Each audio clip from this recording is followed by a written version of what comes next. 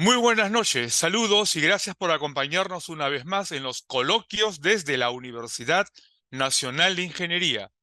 Reciban ustedes el cordial saludo del rector de la universidad, del doctor Alfonso López Chaunava, y un fuerte abrazo por la patria. Desde la Universidad Nacional de Ingeniería nos complace saludarles y manifestarles nuestro orgullo de enarbolar la bandera de Perú y de celebrar una vez más la construcción de esta sagrada patria en la que todos nosotros compartimos.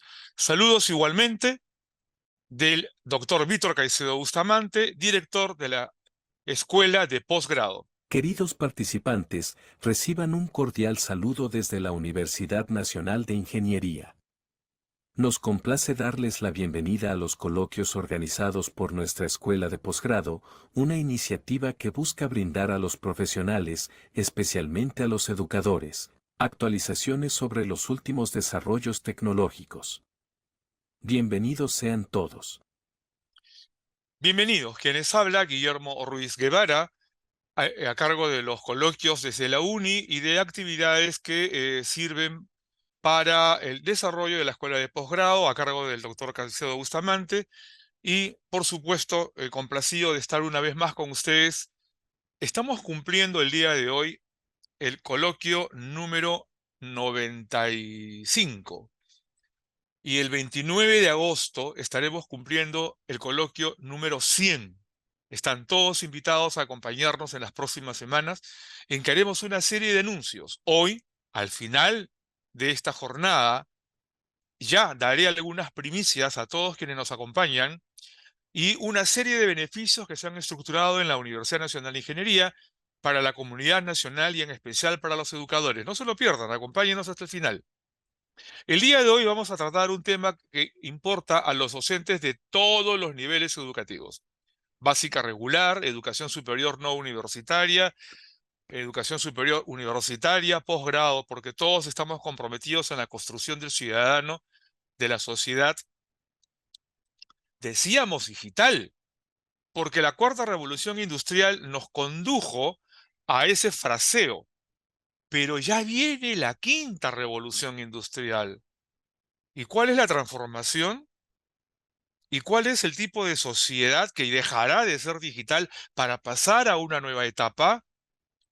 Ese encaminamiento hacia la quinta revolución industrial ha sido y seguirá siendo el tema central de los coloquios desde la UNI.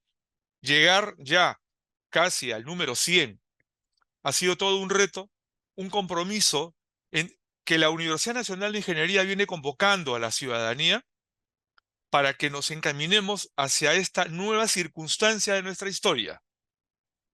Y para tratar el tema, empezaremos con esta imagen, que ya ustedes la habrán observado en más de una ocasión, y que quiere decirnos qué es lo que está sucediendo en el escenario ciudadano, en la actividad fabril, en las oficinas, en las escuelas, donde ya los chicos trabajan con estas piezas de robótica y en donde el acto lúdico construyendo hace que los estudiantes ejerciten sus operaciones mentales para desarrollar habilidades intelectuales. Pero no es suficiente, porque lo que se avecina con el mundo de la nanotecnología, con el mundo de la biotecnología, que ya aparecieron, pero que serán más intensos en los próximos años, nos obliga a tener en cuenta que lo más importante, el acto reflexivo y la competencia racional, por cualquiera de los instrumentos que nos alcancen. Porque la parte digital no es únicamente instrumentalización, se cita un razonamiento digital. ¿Cuál es el que viene? Bueno, ese razonamiento que comprenderá la responsabilidad de los educadores para la nueva quinta revolución industrial es la preocupación de los coloquios desde la UNI y que hoy día igualmente trataremos en el rol del docente de la quinta revolución industrial. Vamos a hacer rápidamente una retrospectiva y el por qué hablamos de esta industria 5.0, de esta quinta revolución industrial, y qué es lo que ha ocurrido entonces en las anteriores, ¿no? ¿Qué fue la industria 1.0? 1.0, la época en que apareció la máquina de vapor, en que los, los transportes tomaron las rutas de los mares y de los ríos con mayor velocidad y también los trenes, y aparece esta tecnología que da lugar a que las distancias sean más fáciles de recorrer con el motor a vapor y en el momento en que la energía hidráulica empieza a ser aprovechada y entonces el concepto del transporte tiene una gran evolución para dejar las carretas de caballos y pasar al ferrocarril y pasar a las naves a vapor. Eso fue la industria 1.0. Pero luego se iluminó el planeta cuando aparece la luz eléctrica, ¿no? Cuando aparece el foco de luz, cuando entonces aparecen también las cadenas de montaje, porque la energía eléctrica dio lugar a una tecnología de producción mejorada, más eficiente y todo un impacto en los procesos industriales, ¿no? Aquello se llamó la industria 2.0. Más acá, cuando aparece la computadora, cuando las microcomputadoras nos permiten la automatización ya desde los escritorios, ya habían aparecido las grandes computadoras, los mainframes, ¿no? Y ese momento de la industria 3.0 que se disemina con esta herramienta llamada computadora, primero la gran computadora y luego la microcomputadora en los escritorios, da lugar a la tercera revolución industrial. Pero la computadora nos trajo toda una cultura tecnológica y toda una nueva manera de proceder en la industria, en el comercio, en el aprendizaje, e impactó en todo. Y entonces empezamos a hablar ya con el aparecimiento de Internet y la integralidad de los sistemas de información, una nueva cultura del ciudadano, de lo que entonces se denominó la sociedad digital, con la industria 4.0, que es la que estamos viviendo y que tiene aproximadamente 15, 20 años de realización y que se aceleró con la pandemia reciente, en donde tuvimos que echar mano de nuevas modalidades de compartir información, nuevas modalidades de sostener el servicio educativo, las empresas, de la producción. Y esta industria 4.0 o 4.0 viene pues acompañada de esta revolución tecnológica que nos permite tener desde las manos el control a distancia y el compartir información y el generar registros, seguimientos y controles que antes eran ficción y se convirtieron ya en las modalidades continuas y cotidianas. La industria 4.0. Es lo que estamos viviendo. Pero esto que estamos viviendo para muchos autores ya está siendo superado por la quinta revolución industrial. Esta nueva época, basada en lo que se llama la computación cognitiva, cognoscitiva, el Internet de las cosas, la posibilidad de gobernar máquinas, las máquinas que aprenden, programarlas para que eso ocurra, algunas ya están simulando las emociones humanas, están trayendo toda una gran modificación. Y apareció la computadora cuántica. La computadora digital ya va a ser obsoleta en breve tiempo. La codificación, los software de la época digital basadas en 1 y 0, comienzan a ser superados por un nuevo tipo de codificación multidimensional, donde cada posición 1 y cada posición 0 va a ser desplazada por múltiples posiciones al unísono. Los circuitos electrónicos basados en 1 y 0, igual, empiezan ya a ser superados por equipos que igualmente para cada posición 1 o para cada posición 0 pueden tener n posiciones al unísono. Con lo cual vienen computadoras con una velocidad de procesamiento extraordinariamente más veloz del que ya ahora conocemos, con una capacidad de procesamiento, almacenamiento sumamente más poderoso. Entonces, en este nuevo mundo en el que la velocidad se va a convertir en un factor determinante, ya lo es, pero cada vez se hace más notorio y más indispensable. Y ya no vivir el pasado para el presente, es decir, la experiencia para ver qué hago ahora, sino el que hago ahora y en base al pasado predecir el futuro. La futurología es una nueva disciplina en el mundo de la administración y en el mundo de la ingeniería, las herramientas que nos facilitan almacenar y procesar muchos datos para hacer predictividad del comportamiento de los mercados, por lo tanto, de las previsiones que tiene que hacer la industria, el comercio y también la predictividad en educación.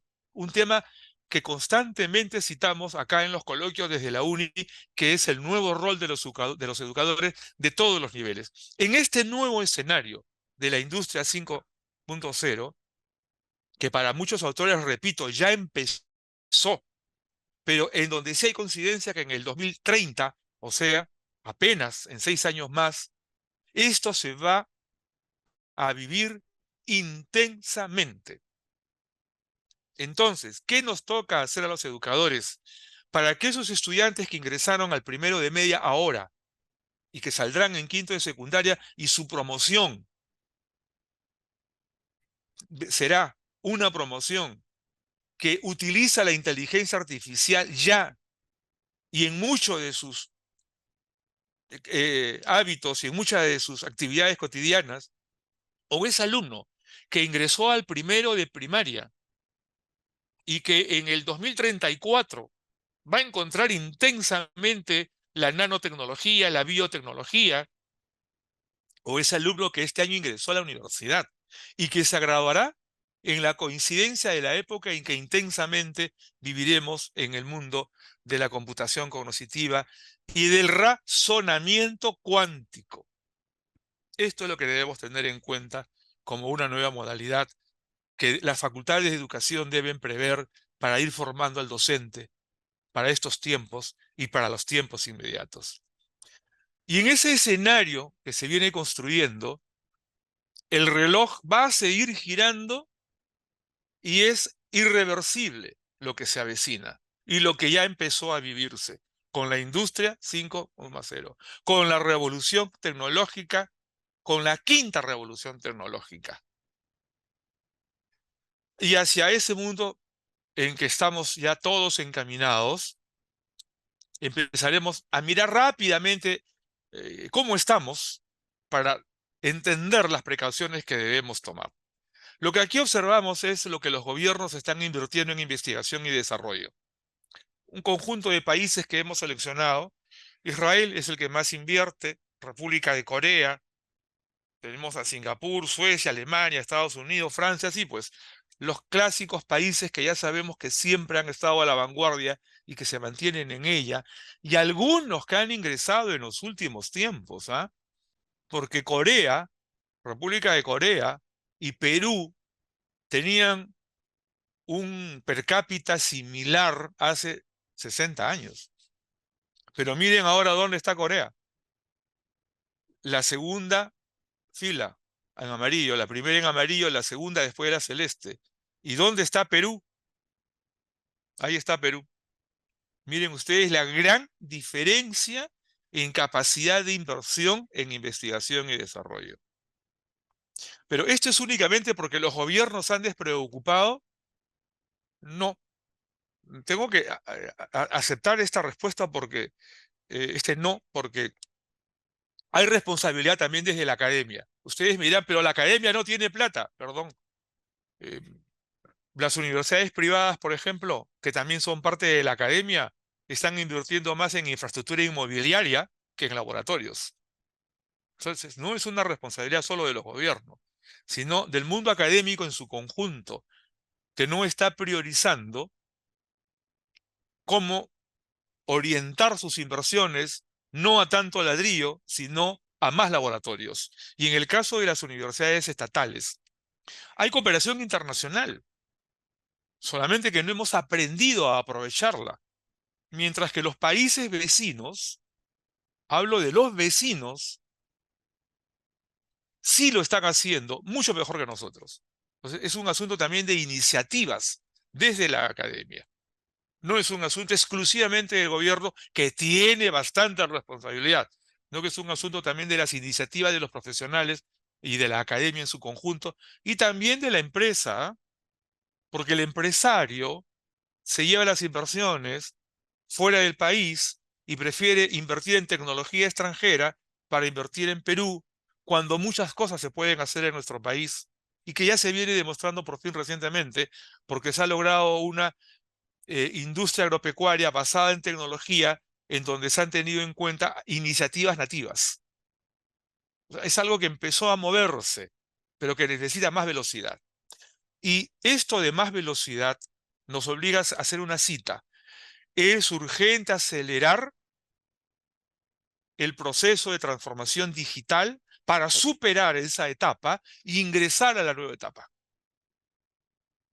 Y puedo comunicar que la Universidad Nacional de Ingeniería acaba de celebrar un acuerdo con diversas instituciones justamente para acelerar el proceso de transformación digital y dar ya por concluido ese proceso. Parte de esos anuncios los voy a hacer al final de este coloquio y se van a ampliar en los que vienen por delante. Miren ustedes el promedio de inversión de todos los países en función del PBI. El 2,62 de promedio es lo que todos los países del mundo invierten en materia de investigación y desarrollo. Ese es el promedio mundial del PBI, el 2,62 del PBI se invierte en investigación y desarrollo. Ese es el promedio de todos los países, pero esto ya es una ruta histórica que viene desde el año 1996 al año 2021. Así ha crecido, así ha evolucionado y cada vez hay más inversión de los países en investigación y desarrollo. ¿Y por qué se hace esto? Porque tenemos que aprender a utilizar nuestros recursos, industrializarlos y llevarlos al exterior para captar divisas, para lograr mayores ingresos en nuestro país. Y no es suficiente depender de la minería. En los últimos 20 años, Perú se ha hecho estable gracias a la minería. La agricultura ha empezado a tomar presencia, pero la agricultura podría lograr todavía volúmenes mucho más importantes si nos pusiéramos todos de acuerdo. Lamentablemente, allí hay factores que intervienen y no ayudan, pero nos tenemos que esforzar en lograrlo para que tengamos una mayor inversión en investigación, una mayor inversión en investigación y desarrollo. Y cito esto para que luego en este slide veamos siempre el tema del PBI en una muestra de 7 países. He tomado Alemania, 3,14, Argentina, un país cercano, 0,52, Brasil, vecino, 1,15, Corea, miren ustedes, casi 5% de su PBI. Estados Unidos, 3,46, Japón, 3,30 y Perú, 0,16. Repito, no es responsabilidad exclusiva de los gobiernos, aunque habría mucho que criticar porque claro que tienen alta responsabilidad, pero también es responsabilidad de la academia y de los empresarios individualmente. Todos tenemos que hacer algo para que esto se supere y no esperar que los resultados vengan de afuera. Este otro cuadro nos muestra en materia de la Organización de Cooperación y Desarrollo en los países de América Latina. ¿Por qué se discute tanto de ingresar a la OCDE, la Organización de la Cooperación para el Desarrollo Económico? Bueno o malo, cualesquiera que sea la crítica o la mirada del asunto, lo cierto es que es necesario mejorar nuestras capacidades económicas y tener un escenario financiero distinto al que hasta ahora hemos tenido. Miren ustedes en dólares constantes, al año 2020, cómo es que vamos andando. Los países que invierten más en educación en la región invierten menos que prácticamente todos los países de la OCDE. Acá está el promedio de los países de la OCDE, 11.619 millones de dólares. Ese es el promedio. Acá está sobre celeste, las columnas celestes, vemos acá el promedio En América Latina, 2.528. La cuarta parte prácticamente del promedio de los países de la OCDE, ¿no? Y acá Perú, ¿dónde está? A ver, ahí apareció Perú. Miren ustedes comparativamente cómo estamos, ¿no? Y es que en promedio los países de la OCDE invierten por estudiante, casi 5 veces lo que invierten los países de América Latina y el Caribe. Así estamos. Sí, pues, ya sabemos que el diagnóstico dice que tenemos que invertir más en educación, pero tenemos que invertir más en educación únicamente en las escuelas, los profesores, en las universidades, los profesores. ¿Y dónde están los otros agentes educativos? Los otros agentes educativos, porque sí lo son, son agentes educativos, la televisión, los medios, la policía y todos los ciudadanos de este país no están colaborando como debiera ser. Ahí hay un problema grave, una crisis existencial como país, donde le dejan al educador una tarea que compite con la televisión, con el internet, y no hay un acuerdo nacional para educar al ciudadano del futuro. Y eso no debiera o ser utópico y no debiera de parecer una falacia. Es un compromiso que deberíamos de asumir todos. Pero bueno, el diagnóstico nos dice que eso todavía no funciona, pero en números, esta es nuestra realidad. Así estamos. Y aquí hay otro cuadro que ya tiene que ver con el tema central de la fecha. A ver. Ujú. Eh, a ver. Vamos.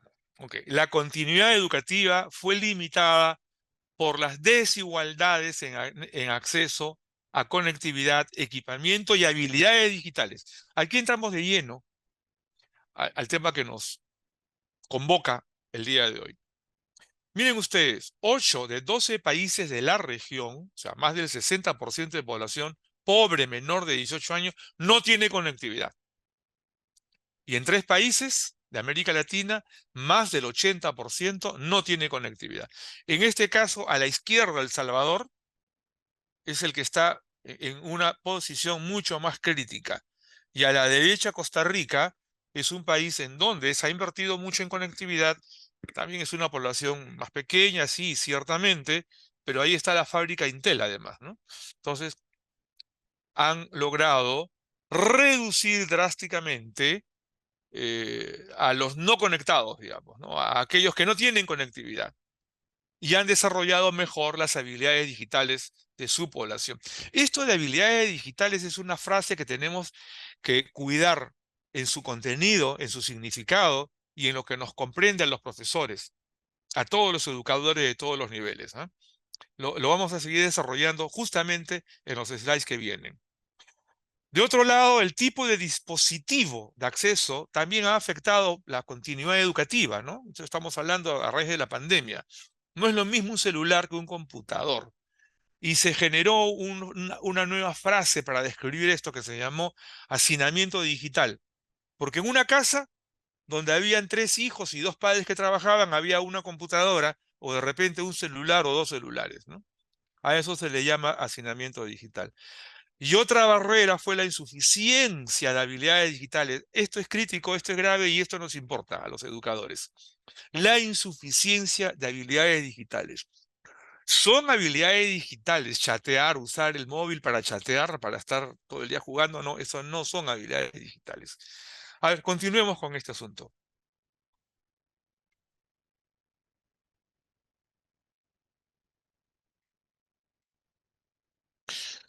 Lo que ven en pantalla es la portada de una publicación hecha por el Banco Interamericano de Desarrollo en julio del año 2022.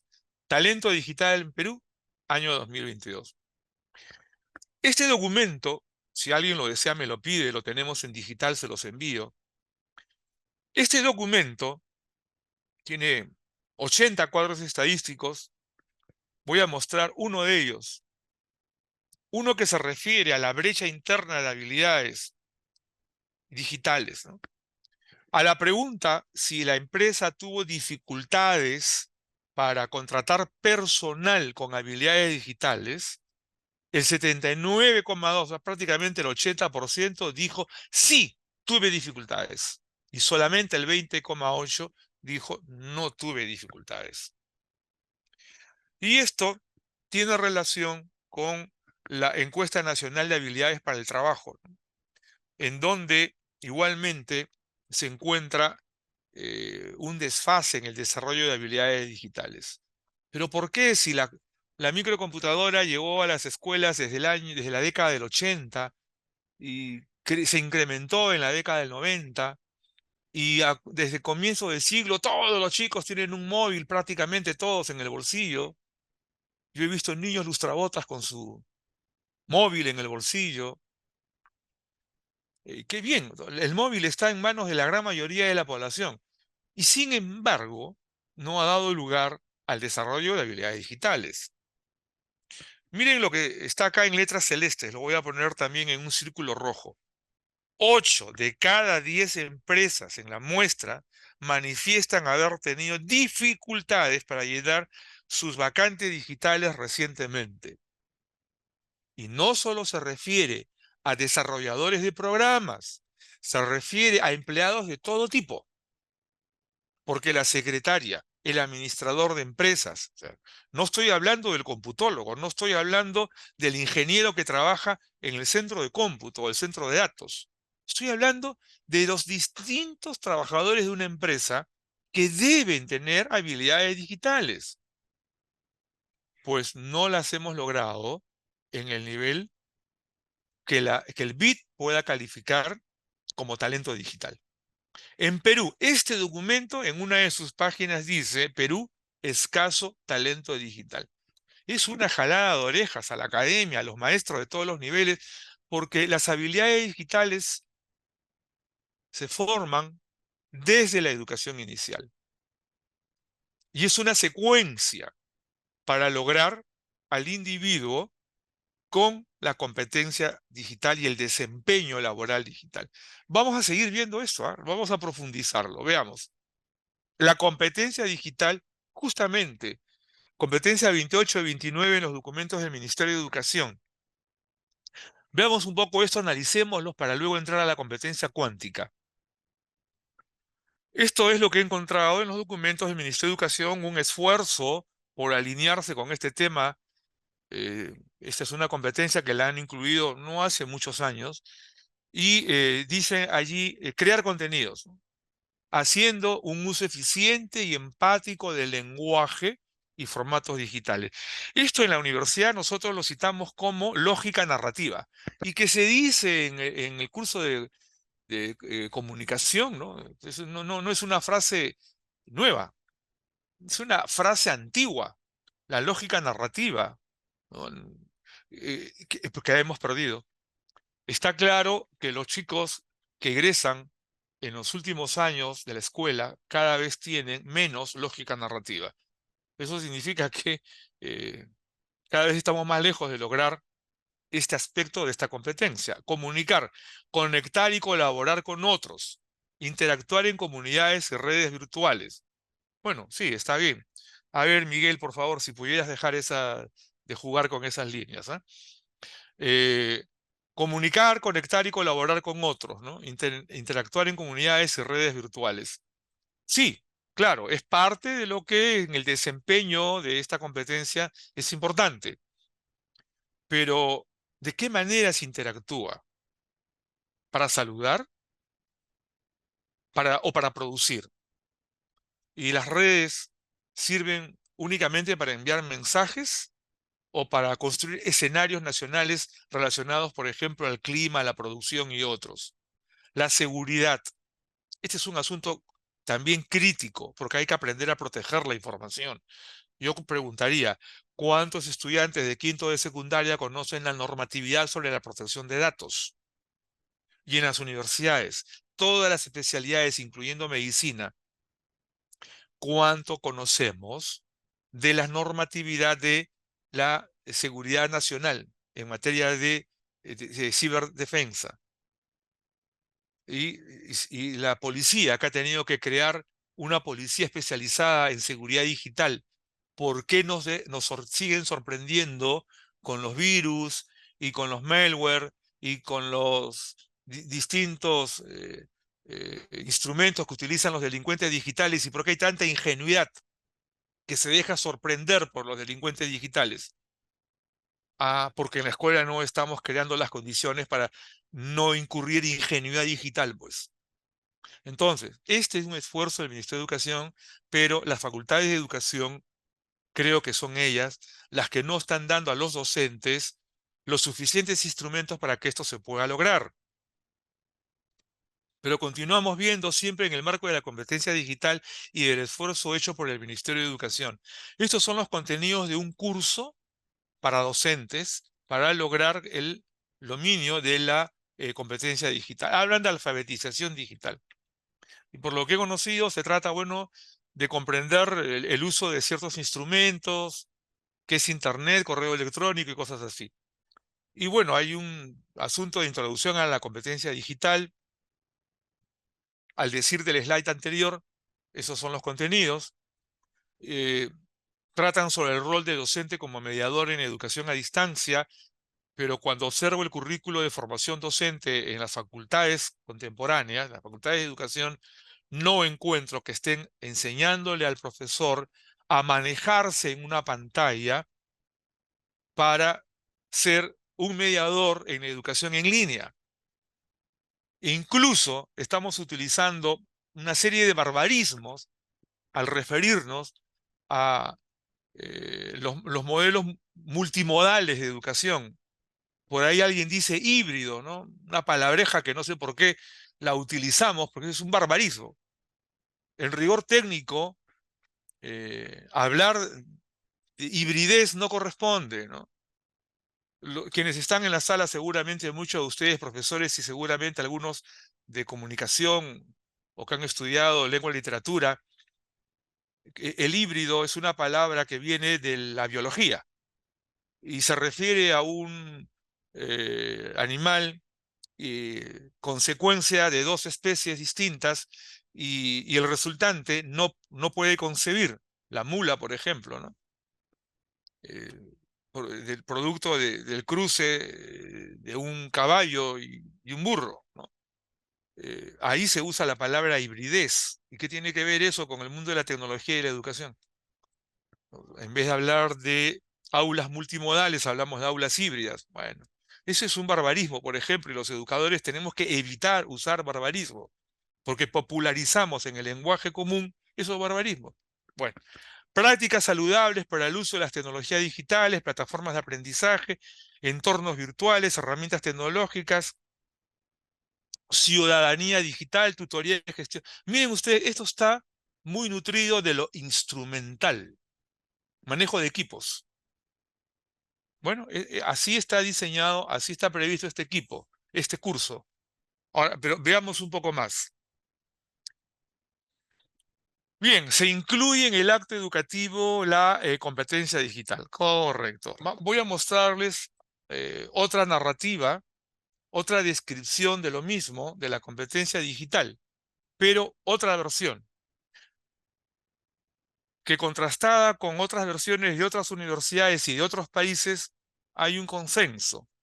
Un verbo más, un verbo menos, pero desempeños, ¿no?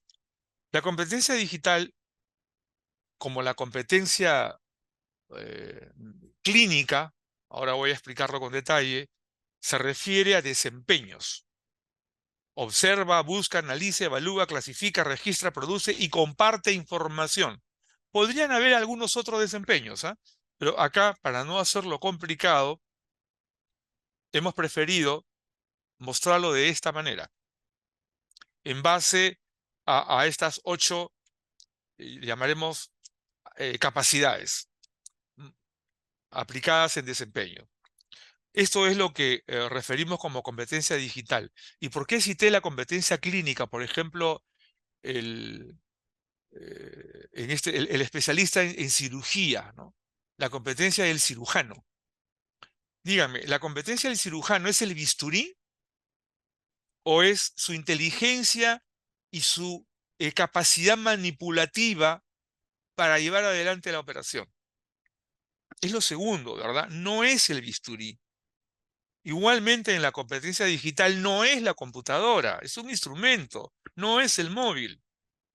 Es lo que sabemos hacer con él, o sea, nuestra inteligencia para actuar. y para generar estos desempeños. Bueno, por lo menos así lo vemos en la Universidad Nacional de Ingeniería y así lo vemos en distintas universidades, ¿no? Pero vamos a ver esto con precisión, ¿ya? Porque esto en la universidad al menos le estamos encontrando la necesidad de reforzarlo. Los chicos están llegando a la universidad con escasa capacidad de observación. Y si algo se pide en los centros de datos o en las empresas para la competencia digital laboral, es una aguda capacidad de observación. Y eso significa saber comparar. Eso significa, bueno, una serie de cuestiones que ahora justamente las vamos a revisar. A ver, uno es observa, otro es busca y otro es analiza, ¿no? Vamos a ir de tres en tres. Observa cómo el docente estimula la capacidad de observación con estímulo multisensorial. Lo estamos haciendo. Notamos que en las facultades de educación este concepto todavía no lo han incluido. Entonces no le podemos exigir a los educadores de hoy que sepan aplicar la estimulación multisensorial. Todavía seguimos enseñando que el ser humano tiene 5 sentidos, cuando en realidad tiene solo uno, el tacto. Y sin embargo, los textos escolares todavía siguen diciendo que el ser humano tiene 5 sentidos. Y en Europa, los textos escolares también dicen que el ser humano tiene un sentido. Fester lo precisó, discípulo de Piaget, y esto ha sido ya aceptado por la comunidad científica. Lo que pasa es que nuestros sensores, el sensor auditivo, visual, olfativo, gustativo, tocan de distintas maneras las ondas sonoras, las moléculas que hay en el aire, los fotones de la luz, tocamos, todo se toca. Y cuando estamos frente a la pantalla de una computadora y cuando estamos frente a cualquier dispositivo que estimula la mente, ¿con qué se presentan? Ustedes mismos ahora que están siguiendo este coloquio, tienen en pantalla colores, formas. En este caso, el que está a cargo del coloquio utiliza la voz en distintos tonos a efecto de mantener la eh, atención de ustedes. Hay toda una serie de técnicas para utilizar la pantalla, el color, las formas, la intensidad, porque estimulo la vista y el oído de ustedes, y el interés, por supuesto. Todo esto que es el ámbito de la estimulación multisensorial no se está ejercitando. Entonces, este es uno de los efectos de la competencia digital en el desempeño laboral hoy en día. Incluso la habilidad de observar en pantalla las cosas pequeñas, los detalles. Y para eso, una vez que la observación aguda está ejercitada, viene este segundo momento que es saber buscar y que tiene que ver con la memoria de corto, largo, mediano y largo plazo y desarrollar la visión de perspectiva. Los chicos que están llegando a la universidad no traen esta capacidad, no la están trayendo. O sea, la escuela básica regular no lo está teniendo en cuenta. Y si lo hemos logrado que el estudiante haya ejercitado bien la capacidad de observar y de buscar, entonces va a analizar mejor, va a comparar, va a agregar, va a desagregar. Compara, agrega, desagrega. Los chicos, igual, repito, están llegando a la universidad sin saber analizar convenientemente. Necesitamos corregir esto. Veamos tres más. Evalúa, clasifica y registra. ¿Y qué tipo de capacidades hay que desarrollar para que evalúe? Valorar qué es primero, qué es segundo, qué es central, qué es accesorio, qué es prioritario, qué no es prioritario, qué es útil, qué es inútil. Lo inútil puede ser útil para otra cosa. Entonces clasifica, identifica y cataloga y registra. Y para eso asigna codificación. Codificación no es un código alfanumérico necesariamente. Codificación también es asignar un nombre, asignar un lugar, precisar una ubicación, un equilibrio, en fin. eh, esto que estamos observando son las capacidades en función de estas habilidades que se tienen que desarrollar y que tienen que ver directamente no solo con la competencia digital, pero también fundamentalmente con esta. Y todavía no hemos terminado. En el ámbito de la competencia digital, además, se dice produce información. Y para ese efecto, fortalece el colaboracionismo. Colaboracionismo es una palabra que tiene que ver con el colaborar, las redes de trabajo, ¿no? Porque ahora los escritorios están interconectados, los trámites van no en un papel necesariamente, sino en un archivo digital de un escritorio a otro. Todos colaboran y todos producen la información y eso significa fortalecer el colaboracionismo, ¿no? Una palabra que se reivindica, que el siglo pasado, durante las guerras, tuvo otro significado, pero que ahora, en el mundo de los centros de datos y de la producción basada en información, la rescatamos y la utilizamos, ¿no? Entonces fortalece el colaboracionismo y comparte la información, ¿no? Eso significa fortalecer el conectivismo. Pero conectivismo, ojo, conectivismo es una actitud, pero que no es únicamente con quién me conecto para preguntarle lo que a mí me falta. Según el autor del conectivismo, un profesional estadounidense, estoy tratando de recordar el nombre, Siemens, George Siemens, él cuando postula y teoriza el conectivismo explica, primero hay que desarrollar las redes neurales del individuo.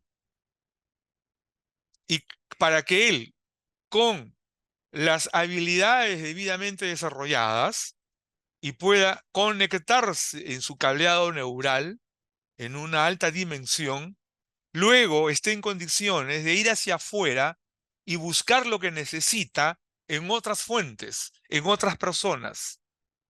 Eso es conectivismo. Entonces, miren ustedes todo lo que está en estos desempeños, en estas palabras de observa, busca, analiza, evalúa, clasifica, registra, produce información y comparte información.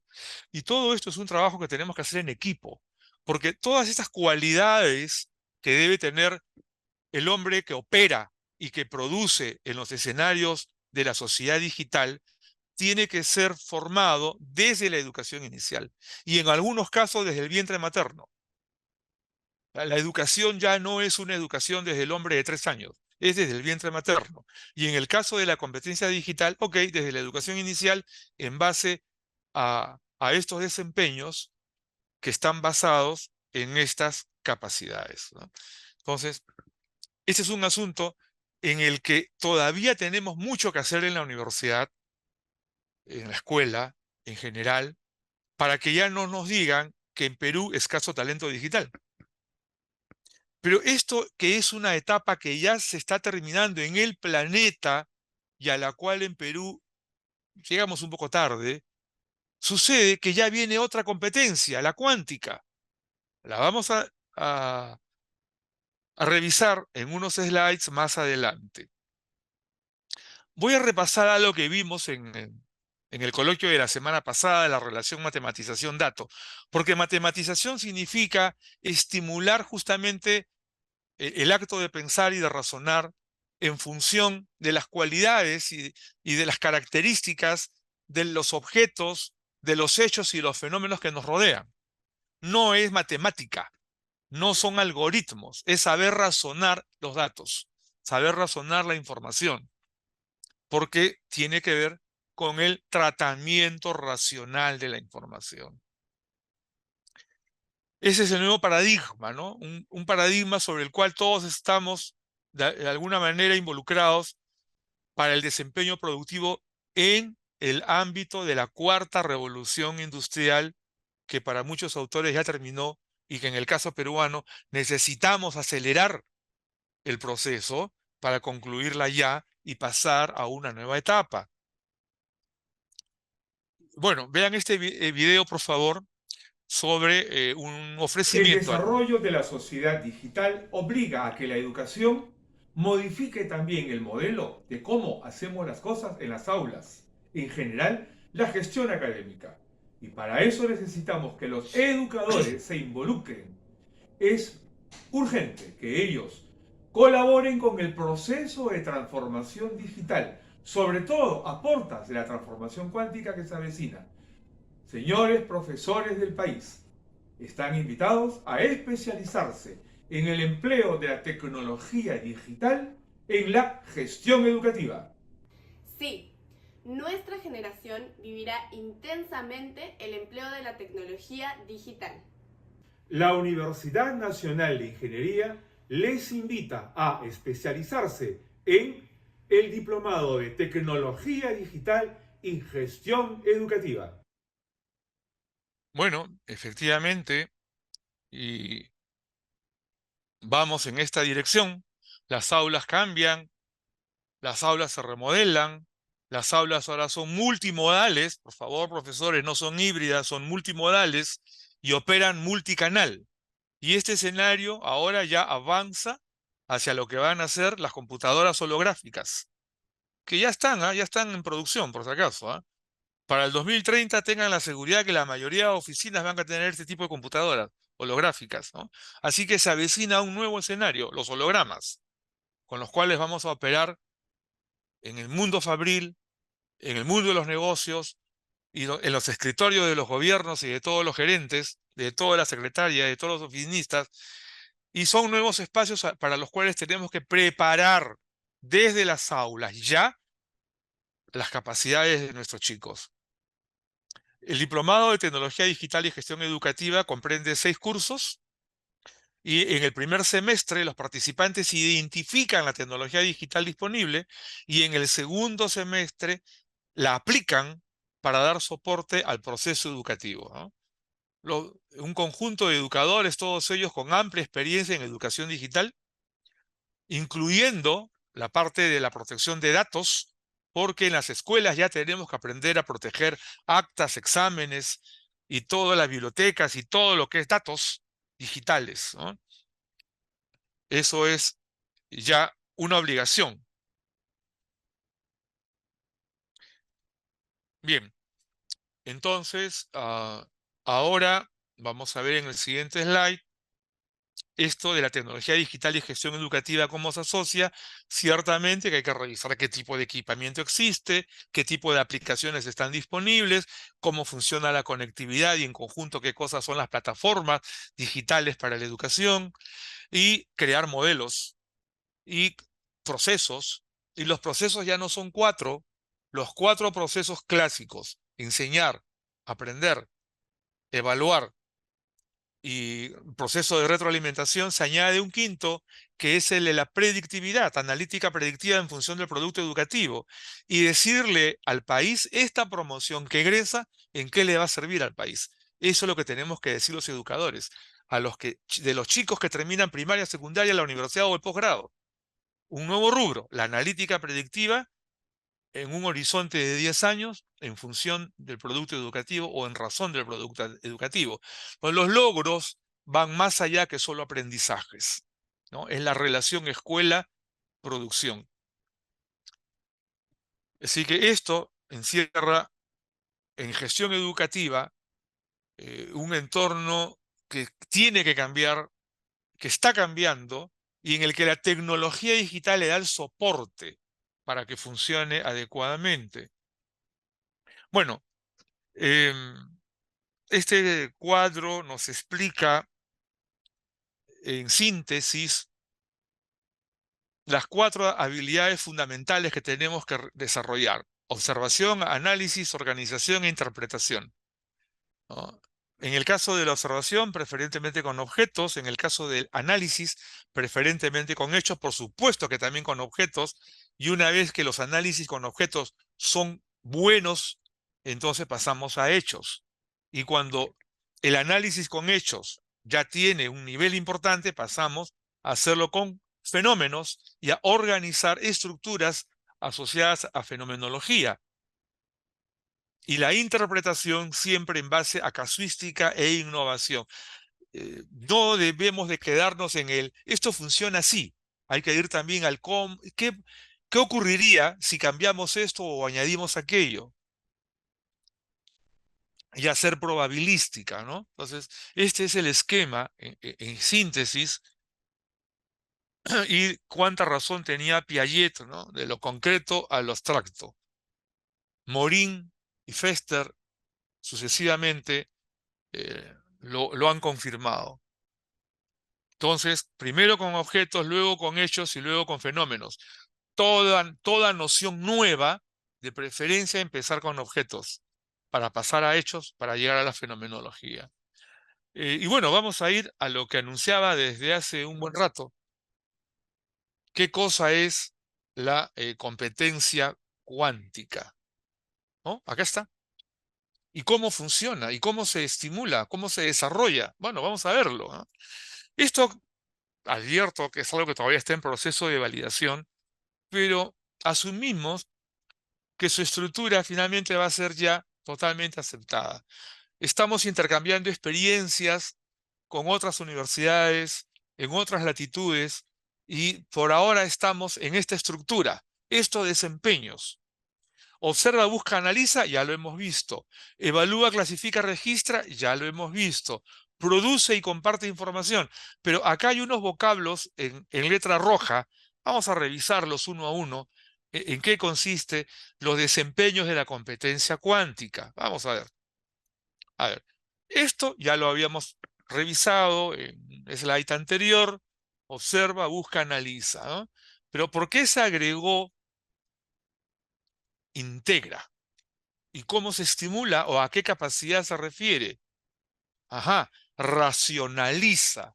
Es que no todo lo que se reúne, suma, agrega, integra, eh, tiene que tener la misma prioridad, el mismo orden, la misma secuencia. Se puede modificar, racionalizar por mejor utilidad, por ser más recomendable, por ser priorizable, porque quiero ahorrar otros. En fin, hay que preparar la mente para eso. Hay que preparar a nuestros chicos para que razonen sobre el por qué integro, cómo integro y para qué integro. Eso es lo que se está pidiendo ahora, y en las empresas hoy en día ya lo empezaron a pedir como una capacidad en el desempeño. Esto ya lo habíamos visto: evalúa, clasifica, registra, pero se añadió predice. Todas las empresas están trabajando hoy en día con analítica predictiva. Todas. Analítica predictiva. La palabra predictiva se refiere a horizontes no mayores a 10 años. ¿Ok? Así, en el mundo de la gerencia de procesos, se tipifica la predictividad como horizontes de hasta 10 años. Sí, pues, los profesores tenemos que predecir la promoción que ahora egresa le servirá al país o a la región en un horizonte de 10 años en tal o cual cosa. No lo estamos haciendo, debemos empezar a hacerlo. Y en una primera etapa, predictividad. Y habrá que avanzar en esto un periodo, no sé cuántos años, esto recién comienza,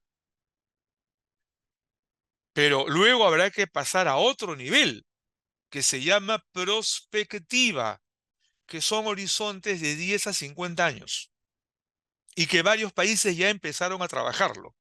En Perú hay un CEPLAN, hace prospectiva, pero no tiene data de talento humano y menos de capital humano, porque los educadores no le estamos dando esa data.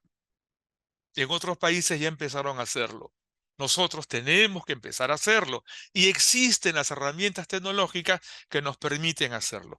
Pero a escala mental, a escala de preparar la mente de los chicos para ese nuevo mundo, hay que enseñarles a probabilizar sucesos. Eso hay que hacer en las aulas, en todas las especialidades, todos los niveles, para ir preparando a los chicos desde primaria, secundaria, universidad y posgrado, para tener profesionales con potencial predictivo. Y lo otro es producir información en plazos breves. No espero la información pedida a las 8 de la mañana para que me la traigan en 3 días.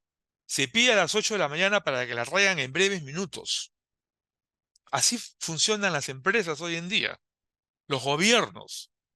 Y así debemos aprender a mentalizar a los chicos para que todo funcione en plazos breves de manera eficiente y, por supuesto, de manera eficaz. Entonces nos estamos refiriendo al colaboracionismo ágil. Y finalmente, compartir información, nos estamos refiriendo al conectivismo intenso. Antes de continuar, quiero recordarles que en el chat, gracias ingeniera Dueñas, ya lo había colocado, la ingeniera Dueñas siempre en la mesa de control apoyando, lo vuelvo a colocar, está el formato de asistencia para poder luego alcanzarles el certificado de participación en la fecha. Y esta vez tengo que añadir algo, porque se avecinan una serie de ofertas que hace la universidad, las voy a explicar en unos breves instantes, ya en 2 o 3 slides más, en las cuales ustedes se van a beneficiar notablemente, ¿no? Notablemente. A ver, continúo. Los tipos de pensamiento y razonamiento. Esto también lo vimos en el coloquio de la semana pasada y esto en agosto se va a desarrollar en un coloquio específico sobre el pensamiento vibracional. Los tipos de pensamiento y de razonamiento que Piaget inauguró hoy en día han avanzado más allá de lo que Piaget nos enseñó. Hay un nuevo tipo de pensamiento llamado vibracional, cuyo anclaje es el razonamiento cuántico. Esto que acabamos de ver en el slide anterior relacionado a la competencia cuántica tiene que ver con este asunto. El razonamiento cuántico, lo que se viene para la quinta revolución industrial, lo que los educadores tenemos que hacer.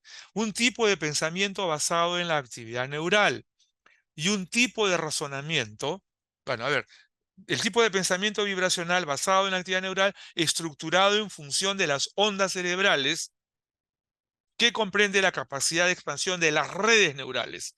Para un tipo de razonamiento, que es la capacidad de observar integralmente, que es la capacidad de definir orígenes y consecuencias metódica y ágilmente, y que es la flexibilidad mental para prever sucesos, predecir de modo global. Esto es lo que tenemos que tener muy en cuenta a todos los que nos acompañan en la sala. Esforcémonos por trabajar juntos en crear este nuevo escenario.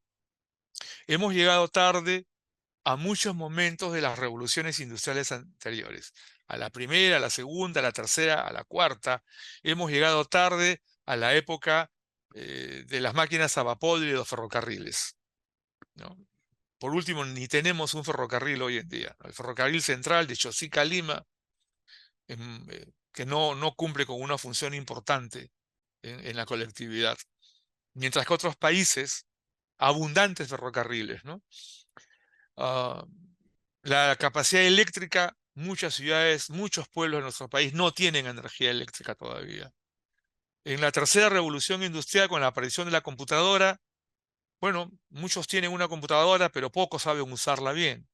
Y con la integralidad de la información, bueno, creo que hemos avanzado muy poco en la competencia digital.